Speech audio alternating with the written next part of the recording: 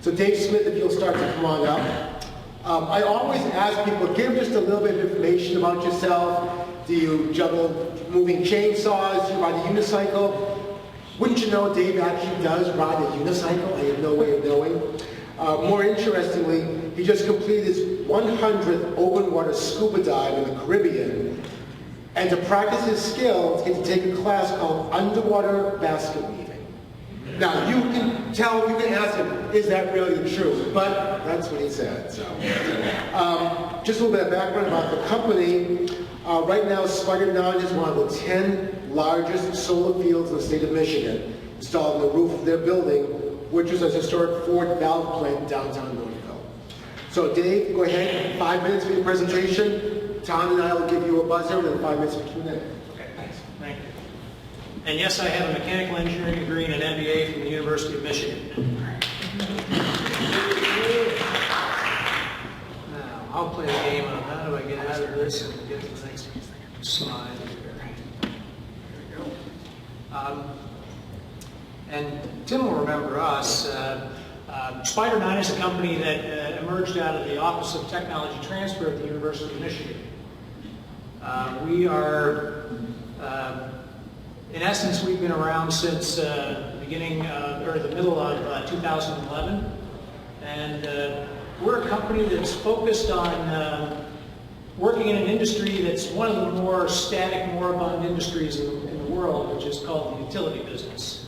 If you want to see things that haven't changed in 40 years, go walk around a power plant. It's the same generators, it's the same coal systems, it's the same nuclear reactors. Those guys are very slow to implement technology and change, but with renewable energy, they are being pushed into areas that really is uncomfortable for a lot of people in the utility business. So what Spider9 has done is to take a technology that was originally targeted towards the automotive industry.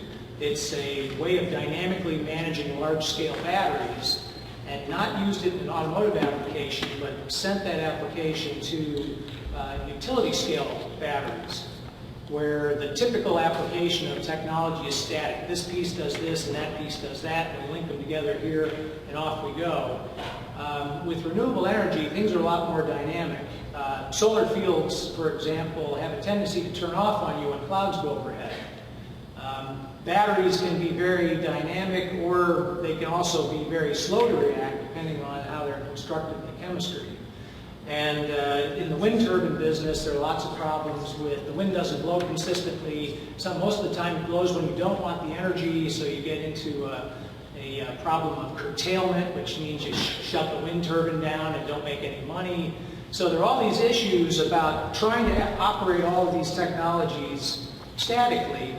And so what Spider9 is doing is creating an energy operating system that links all of these technologies together and takes the energy that's available at any given time to create a steady state output for the utility customer. We scale from commercial scale all the way up to utility scale. We don't do residential. Rooftop stuff is market dominated by a number of other companies that they can't scale up because we're talking megawatts and they're talking watts. So in terms of our diversity, we look at all of the various technologies out there, but the core of our company is software. How do you take these different pieces of technology, extract data from them in order to be able to manage them, and then provide the energy output from a DC bus to an AC bus by inversion, and create the nice steady state, highly reliable electricity coming out of a wall plug. In going through this, the other thing that we found is by managing things dynamically, you use the assets far wiser than if you built them statically. Many of our competitors, we're using a lithium-ion battery technology right now. We don't make batteries, but we use one that's produced here in the state in one of those $500 million battery plants that they built around the state. I think they built 3 of them now, one in Midland and 2 over in Holland. And the batteries were intended for electric vehicles.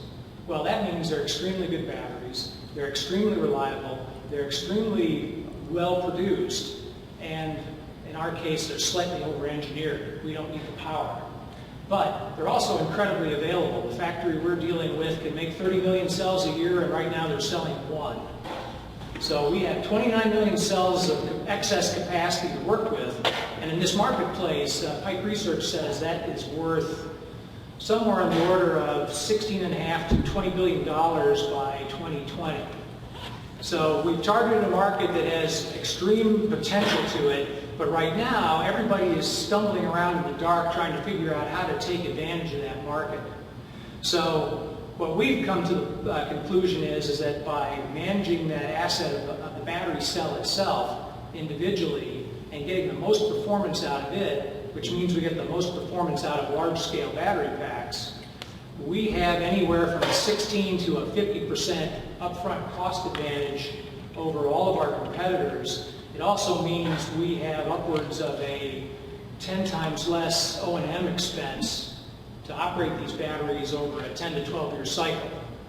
So we have pluses on both sides because we know everything that's going on in the battery pack virtually down to a 1 hertz data collection rate. We can collect data every second.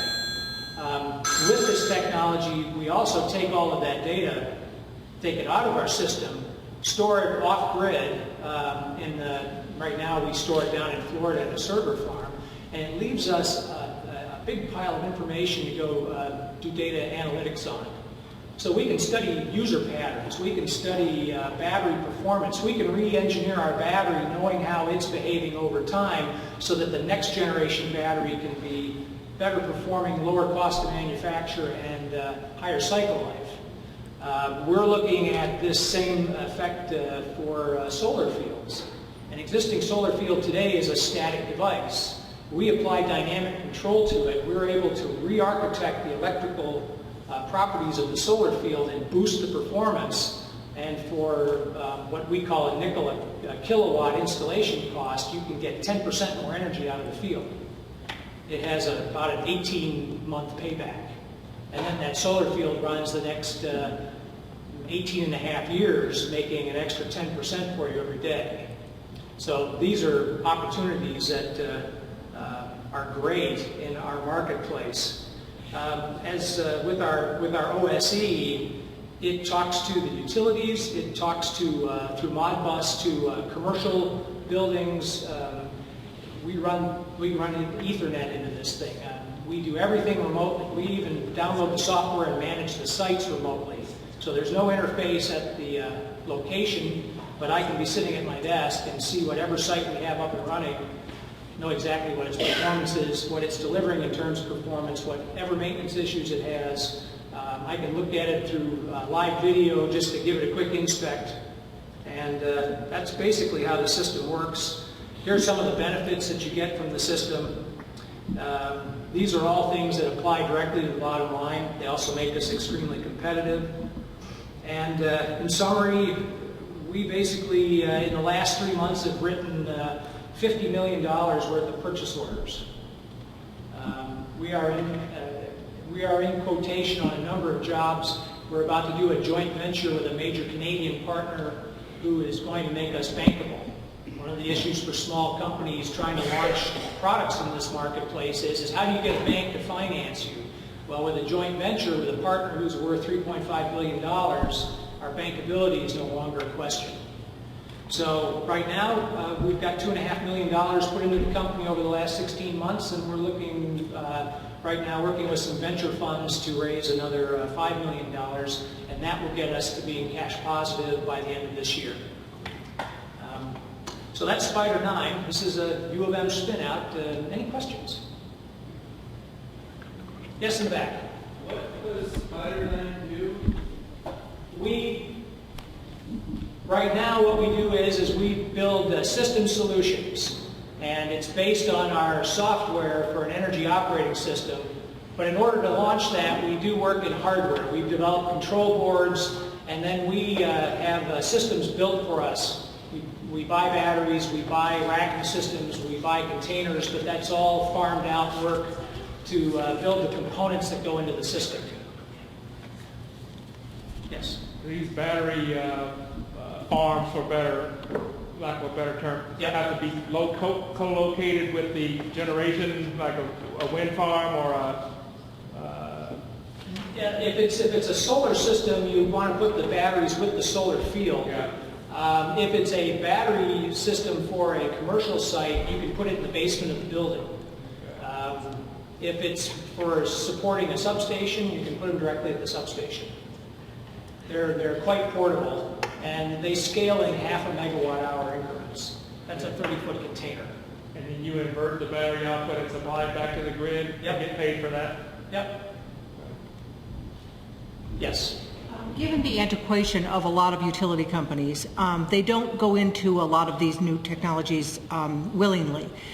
Do you find that your business model is based largely on state mandates or federal mandates that require renewables to change the percentage of fossil fuels versus renewables? Well, yes and no. In the U.S. and in Canada, the answer would be yes. In the Caribbean and the Mediterranean islands, the answer would be is you're basically facing the price of $10 a gallon diesel generators. It's a much easier thing to replace those. The cost of a kilowatt hour on Anguilla is 40 cents, where we're paying 12 here. So it depends on the power purchase arrangement that the utilities have structured with their local commissions, but for the most part, you're looking at a marketplace that's worldwide. A lot of this application is what we call islanding systems, where you have either a horrible grid or no grid at all. And this is a better solution to come in for a sustainable energy source, because if you combine batteries with solar and a small amount of wind, you can get away from having to deliver any fuel whatsoever. The military is also very interested in this, just because it costs them $400 a gallon to deliver fuel in the field. Any other questions? Well, thank you very much, everybody. Oh, one more question up here. Yes? Manufacturing that you do? Yes. When you do have to build some of these stations and that, where Yep. is that done? Well, right now we use a group called Dropbox out of Covington, Kentucky, to do the assembly of our containers. The batteries are drop shipped directly to the container when it's on the site, and we contract manufacture all the electronic control boards locally. So we design it, we own the designs, but we don't build electronics. We have no brick and mortar other than a nice software group in Northville, which includes a couple of PhDs. I've got 9 people on my staff, and it's a nice tight group, and we're very flexible. We do work really quickly, which is one of the reasons we work with Johnson Controls. They told us flat out to do what you've done in 18 months would have taken us 3 years and $50 million. So that's why they brought us, they initially decided to work with us. And underwater basket weaving is a very fancy term for buoyancy control. So if you want to learn how to float at a certain spot underwater and not go up or down, that was what the class was about. But you actually wove a basket in the bottom of a pool to prove you weren't bouncing off the bottom while you were doing it. All right, thank you very much.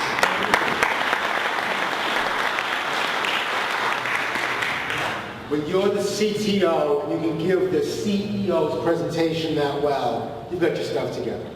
Michael, come on up, please. Michael is a native Detroiter. Back in 1990, when he was 6 years old, he attended the first and only Nintendo World Championship held in Koval Center. Do you think he was in line to play the games? Heck no. He wanted to wait and dance with the Super Mario Brothers in front of a national audience. So he had the salesmanship gig going on even back then. A little bit about the business. He and his partner launched the business while they were living in the Rocky Mountains. In the summer of 2010, they wired up their Saturn L300 with flat screen monitors, internet, inverters, batteries, etc. Spent the next 1.5 months traveling through the entire western United States. Made a lot of money and had a lot of fun. So Michael, I'll let you take it away. Excellent. 5 minutes for the presentation, then 5 minutes for the Q&A. Hey, thank you. Can I pick that up? Yes, yes. Excellent, thank you. How's everybody doing? Good. Was that too loud? Let me just fix out of this.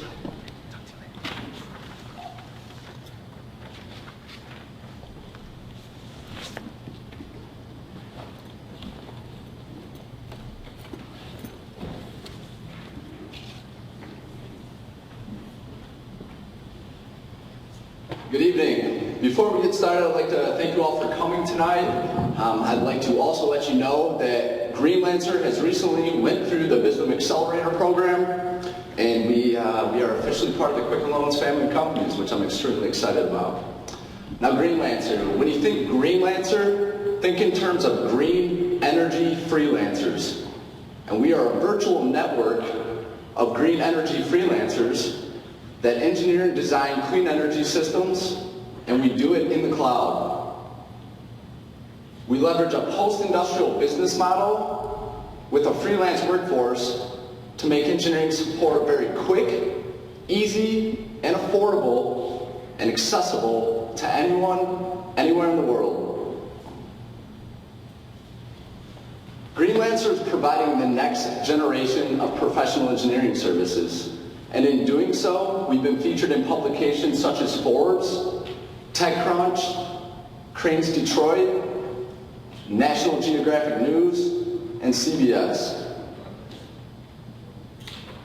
We sell technical engineering services, and our product is a PDF deliverable that contains three-dimensional drawings, financial analysis, and the technical data needed to do clean energy projects.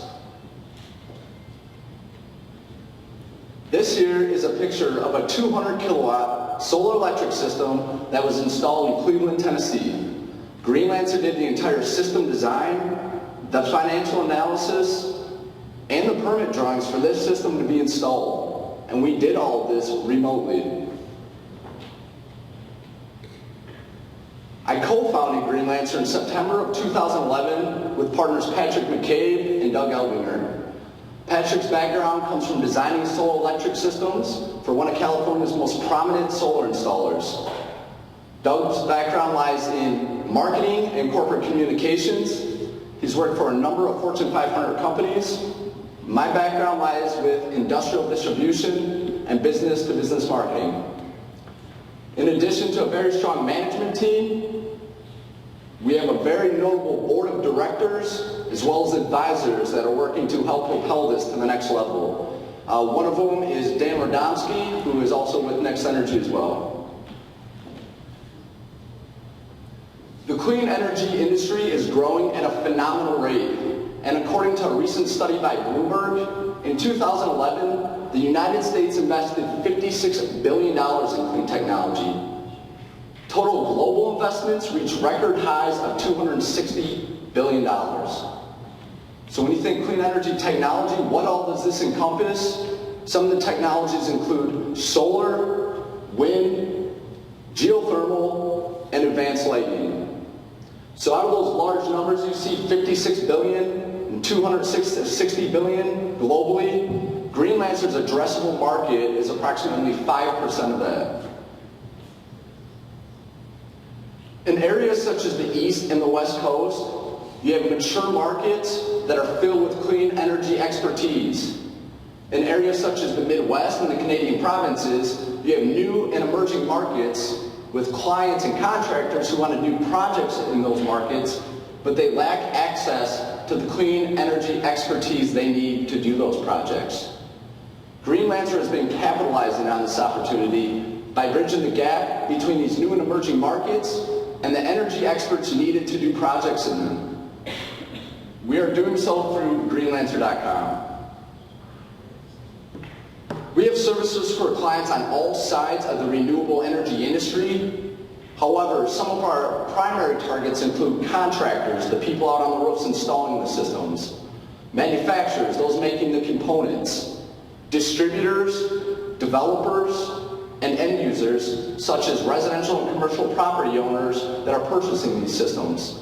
All of these people need clean energy expertise and technical engineering support.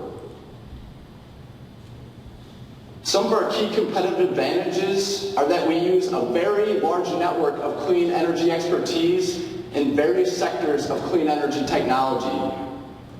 We've created a proprietary backend technology, which is Greenlancer.com, and it acts like a virtual assembly line.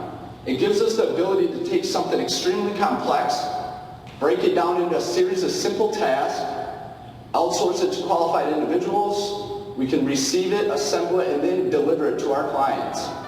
Our clients know exactly what they're going to get, when they're going to get it, and how much it will cost them before they ever even place an order with us. And the best part about it is it all takes place in the cloud, so it's accessible anywhere. From your beach house to your office to your car driving across the country. You can access it anywhere. Quicken Loans has mastered the art of digital marketing, and in doing so, they've won back-to-back-to-back J.D. Power and Associate Awards. And they've done so by providing superb customer service. Greenlancer 2 is going to master the art of digital marketing and become a digital marketing empire with the help of Quicken Loans and implementing very similar digital marketing strategies. Over the last 8 months, we've been seeking a capital raise of $500,000, and I'm ecstatic to tell you that we have secured investment, and we are working to close on the actual deal itself, money transfer and everything, at the end of next week. So we are very, very excited. This is a deal that is being syndicated among the Northern Michigan Angels out of Traverse City and the Blue Water Angels out of Midland. The deal has not closed yet, so if any of you in the room are investors and you're interested in taking advantage of a very great opportunity here, I'd love to speak with you. Okay, let's do a quick recap. Greenlancer has proven our minimal viable product. We've done so by selling 296 products. It's actually more than that. We haven't updated in a few weeks. But we've done so in 6 countries across 3 continents. We've showed our clients that we can save them time and money. That's why they do business with us. There's a huge market opportunity, $56 billion domestically, and that was in 2011. The new stats aren't out yet. $260 billion globally, and the addressable market is still billions of dollars for what we are doing. We have a very strong management team, as well as a board of advisors and directors who are at our everyday help and very accessible and are with us day in and day out. As Greenlancer charges into the future, we will continue to remain on the forefront of the world's most cutting-edge technologies. And as we move forward, we'll be diving into verticals such as hydropower, solid oxide fuel cells, and data centers for the Googles and Facebooks and eBays of the world. Thank you all very much. Okay, guys, 2 minute questions. He uses 5 minutes up. Come on, questions? You did such a good job. Got 2 questions. Everybody? Yes, ma'am. In your advantages, you didn't talk about cost.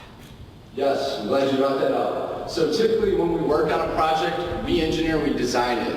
For somebody actually developing these projects, it runs about 5 to 6% of the entire project cost. So if it's $1 million, it's going to cost them 5 to 6% to engineer and design it.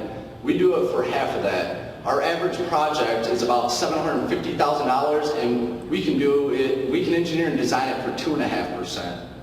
Probably should be listed on your advantages. Absolutely, but I only had 5 minutes, so I figured I did a lot of cutting out.